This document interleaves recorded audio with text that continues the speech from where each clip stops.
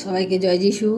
আমাদের মহান প্রেমময় পিতা প্রভু যীশু খ্রিস্টের নামে আজকের সকালে আমি সবাইকে স্বাগত জানাই।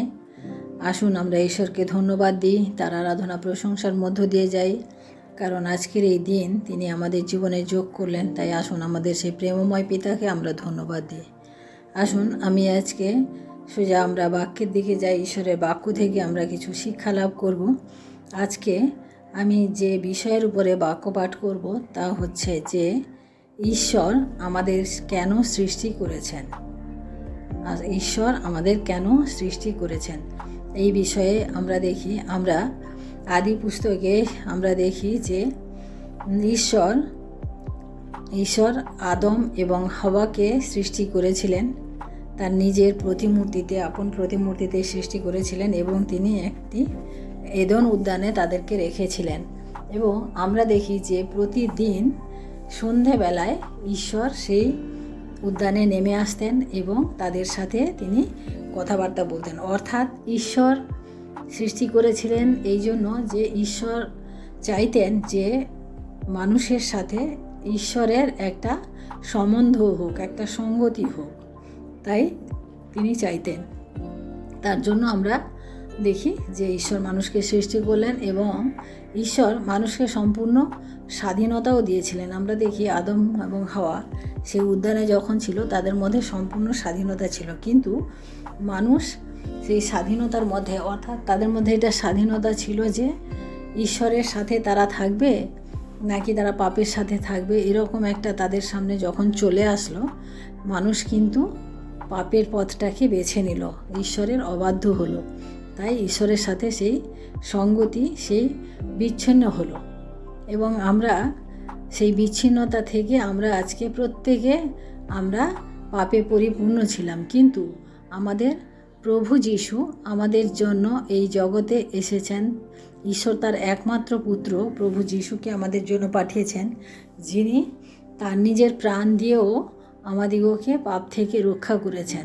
এবং তিনিও চেয়েছিলেন যে আমরা ঈশ্বরের সাথে যেন আমাদের সম্বন্ধটাকে বজায় রাখি বা আমাদের সঙ্গতিটাকে ঈশ্বরের সাথে আমরা বজায় রাখি। তাই আমরা প্রথমত দেখি, আমি 3টি কারণ আপনাদের সামনে এখানে বলবো যে কেন ঈশ্বর আমাদেরকে সৃষ্টি করেছেন। প্রথমত হচ্ছে ঈশ্বরের সাথে আমাদের সঙ্গতি। আমি এটা বললাম যে কিভাবে আমাদের ঈশ্বরের সাথে সঙ্গতি হয়। আর আমি এখানে কিছু বাইবেল পদ পাঠ করব। আমি প্রথম পিতর তার 1 অধ্যায় 15 এবং 16 পদ আমি পাঠ করি আপনাদের জন্য। এখানে বাক্য বলে, কিন্তু যিনি তোমাদিগকে আহ্বান করিয়াছেন সেই পবিত্রতমের ন্যায় আপনারা সমস্ত আচার ব্যবহারে পবিত্র হও, কেননা লেখা আছে, তোমরা পবিত্র হইবে কারণ আমি পবিত্র। অর্থাৎ আমাদের ঈশ্বরের সাথে সঙ্গতি বজায় রাখতে হলে কি করতে হবে? আমাদেরকে পবিত্র হতে হবে, কারণ ঈশ্বর অপবিত্র জিনিস, ঈশ্বর অশুচি জিনিস তিনি পছন্দ করেন না। তাই ঈশ্বরের সাথে আমাদেরকে সঙ্গতি রাখতে হলে, ঈশ্বরের সাথে আমাদেরকে মেলামেশা রাখতে হলে, ঈশ্বরের সাথে আমাদের সম্পর্ক রাখতে হলে আমাদেরকে কি করতে হবে? আমাদেরকে পবিত্র হতে হবে। আমরা প্রথম যোহন তার 1 অধ্যায় পাঠ করি। এখানে আমাদেরকে ঈশ্বরের বাক্য বলে, 1 অধ্যায় 5 পদে আমরা দেখি, প্রথম যোহন তার 1 অধ্যায় 5 পদ আমি পাঠ করি। আমরা যে বার্তা তাহার কাছে শুনিয়া তোমাদিগকে জানাইতেছি, তাহা এই, ঈশ্বর জ্যোতি এবং তাহার মধ্যে অন্ধকারের লেশমাত্র নাই। অর্থাৎ ঈশ্বরের সাথে যদি আমাদের সম্বন্ধটাকে রাখতে হয়, তাহলে আমাদের জীবন থেকে আমাদের যে অন্ধকারময় জিনিসগুলোকে বাদ দিতে হবে, কারণ ঈশ্বর জ্যোতি। এই ঈশ্বরের জ্যোতিতে আমাদেরকে থাকতে হবে। তার জন্য আমাদের অন্ধকার, অর্থাৎ যত সব খারাপ জিনিস আমাদের জীবন থেকে বাদ করতে হবে, কারণ ঈশ্বর অন্ধকারকে পছন্দ করেন না। তিনি যেহেতু নিজে জ্যোতি, তাই তিনি আমাদিগকেও চান আমরাও যেন জ্যোতিতে আমাদের জীবনযাপন করি। কারণ আমাদের জীবনে অনেক পাপ, অনেক খারাপ বিষয়, আমাদের খারাপ চিন্তা, আমাদের নিজেদের মনের ব্যভিচার সমস্ত কিছুই লুকিয়ে রয়েছে। সেই সমস্ত কিছুকে আমাদিগকে ত্যাগ করতে হবে, কারণ যেহেতু আমাদের ঈশ্বর জ্যোতি, সেই জ্যোতিতে আমাদিগকে থাকতে হবে। আমি দ্বিতীয়ত দেখি যে আমরা যিশায় ভাববাদীর পুস্তক, দ্বিতীয় পয়েন্টে যাওয়ার আগে আমি ঈশ্বরের বাক্য থেকে আমি আপনাদেরকে বলছি। যিশায় ভাববাদীর পুস্তক তার 43 অধ্যায় 21 পদ আমি আপনাদের কাছে পাঠ করি। যিশায় ভাববাদীর পুস্তক তার 43 অধ্যায় 21 পদ। এখানে বাক্য বলে, সেই যে প্রজাবৃন্দকে আমি আপনার নিমিত্ত নির্মাণ করিয়াছি তাহারা আমার প্রশংসা প্রচার করিবে। অর্থাৎ ঈশ্বর এখানে বলেন, যিশায় ভাববাদীকে এটা বলেছেন যে আমি মানে আপনাদের নিমিত্ত যে প্রজাবৃন্দকে আমার নিমিত্ত আমি তৈরি করেছি কারণ তারা আমার প্রশংসা করবে। অর্থাৎ আমরা ঈশ্বরের আরাধনা, ঈশ্বরের প্রশংসা করব, সেই জন্য ঈশ্বর আমাদিগকে সৃষ্টি করেছেন। এবং ঈশ্বর চান যে আমরা প্রতিনিয়ত আমাদের জীবন দ্বারা ঈশ্বরের আরাধনা প্রশংসা করি। আমরা চার্চে যাই, গান করি, আমরা এমনি গান করি, আমরা সব সময় এগুলো করি, এগুলো হচ্ছে আরাধনা বা প্রশংসার একটা অঙ্গ মাত্র। কিন্তু ঈশ্বর যেভাবে চান যে আমাদের সম্পূর্ণ জীবন দিয়ে, সম্পূর্ণ আমাদের সত্তা দিয়ে আমরা যদি ঈশ্বরের আরাধনা প্রশংসা করি, সেটাই ঈশ্বর আমাদের চান। আমরা বাইবেলে যে ঈশ্বরের প্রশংসা করার জন্য আমরা অনেকের উদাহরণ আমরা পাই। তার মধ্যে আমি কয়েকজনকে আপনাদের সামনে আমি আজকে তুলে ধরছি। আমরা দেখি অব্রাহাম ঈশ্বরের আরাধনা করতেন, ঈশ্বরের প্রশংসা করতেন।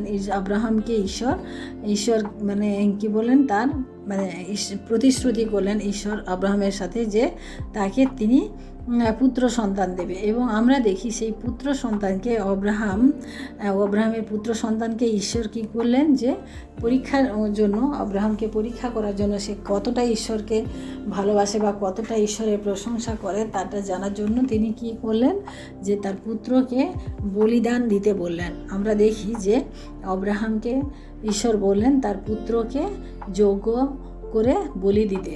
তারপরে আমরা দেখি যে আব্রাহাম কোনো কথা না বলে, কোনো কিছু না করে তিনি তার পুত্রকে বলি দেওয়ার জন্য তিনি গেছিলেন। এবং সেই বলিদান যখন করবেন তখন আমরা দেখি যে ঈশ্বর তাকে বাধা দিয়েছিলেন যে তুমি আর খড়গটাকে আর তুলিও না, বন্ধ করো, তোমার পুত্রকে আর বলি দিতে হবে না, ঈশ্বর বলেছিলেন। আমরা দেখি যে আব্রাহামের যে ঈশ্বরের প্রতি যে কি বলবো প্রশংসা, যে আরাধনা, যে ওয়ার্শিপ, মানে আব্রাহাম যেভাবে করেছে ঈশ্বরের মানে এত মানে বাধ্য তিনি এভাবে তিনি করেছেন যে তার নিজের পুত্রকেও তিনি ঈশ্বরকে উৎসর্গ করতে তিনি দ্বিধাবোধ করেন নাই, কারণ তিনি আজ্ঞাকারী ছিলেন। এবং তিনি তার মানে সেই পরীক্ষায় তিনি সফল হয়েছিলেন এবং তার পুত্র সেখান থেকে মানে বেঁচেছিল। আমরা ইয়োবের জীবনে দেখি যে ইয়োব মানে তার সমস্ত কিছু হারিয়েছিলেন। আমরা দেখি যে ইয়োবের সম্বন্ধে ঈশ্বর বলেছেন না, যে এর মতো ধার্মিক, এর মতো মানে চরিত্রবান লোক তিনি আর দেখেন নাই। ঈশ্বর প্রশংসা করেছিলেন। কিন্তু আমরা সেই ইয়োবের জীবনে যখন আমরা দেখি পরীক্ষা আসলো, তখন ইয়োবের সমস্ত সম্পত্তি, সমস্ত কিছু চলে গেল। কিন্তু তারপরও আমরা দেখি যে ইয়োব ঈশ্বরকে কিন্তু পরিত্যাগ করেননি। তিনি বলেছিলেন যে ঈশ্বর দিয়েছিলেন, ঈশ্বর নিয়েছেন, তাতে আমার কোনো অসুবিধা নেই, কিন্তু আমি আমার ঈশ্বরের প্রশংসা করব। আমরা এখানে দেখি, আমরা সেই তৃতীয় উদাহরণ দেখি, সেই বিধবা। আমরা দেখি না যে বিধবা সেই ঈশ্বরের গৃহের ভাণ্ডারে 2টি সিকি দিয়েছিল। সে তার জীবনের সমস্ত জীবনোপায় মানে যা ছিল তার কাছে, সে সমস্ত কিছু দিয়ে ঈশ্বরের আরাধনা করেছিল। এটা হচ্ছে আরাধনা, তার জীবনের সমস্ত কিছু দিয়ে সে আরাধনা করেছিল। আমরা যিশুর মা মরিয়মকে দেখি, সে ঈশ্বরের মানে একটা স্বপ্ন, একটা দর্শন, সেটা দিয়ে তিনি গর্ভবতী হলেন এবং ঈশ্বরের আদেশ তিনি মান্য করলেন। তিনি কোনো লোকাচার বা লোক কি বলবে না বলবে সেই সমস্ত কিছু তিনি কিন্তু শোনেন নাই, সেই সমস্ত দিকে তিনি নজরই দেন নাই, কিন্তু তিনি ঈশ্বরের মহিমার জন্য, ঈশ্বরের গৌরবের জন্য তিনি সেই কাজটি করেছিলেন। কারণ সেই সময় একজন কুমারীর গর্ভবতী হওয়া আমরা দেখি যে সেটাকে একটা পাপ বা ব্যভিচার ধরা হয় এবং তাকে পাথর মেরে হত্যা করা হয়, এরকম নানান কিছু ছিল। কিন্তু মরিয়ম সেটা ভাবেনি। আমরা আরেক মরিয়মকে দেখি, যে মরিয়ম যিশুর পায়ে তার বহুমূল্য আতর দিয়ে যিশুর চরণকে চরণে দিয়েছিল। আমরা সেই মরিয়মকে দেখি, তার বহুমূল্য আতর, মানে সেই সময় সেই আতরের যে অত মূল্য ছিল তার কাছে, কিন্তু সে প্রভুর চরণে সে দিতে পেরেছিল। আমরা হান্নার জীবনে দেখি, হান্না তার সন্তান হচ্ছিল না, কিন্তু হান্না ঈশ্বরের কাছে প্রার্থনা করলো, তার সন্তান হলো। এবং হান্না ঈশ্বরের কাছে এটাই প্রার্থনা করেছিল যে আমার সন্তান হলে আমি ঈশ্বরের কাছে তাকে উৎসর্গ করব। আর আমরা দেখি যে হান্না তার সন্তান শমূয়েলকে ঈশ্বরের কাছে উৎসর্গ করেছিলেন।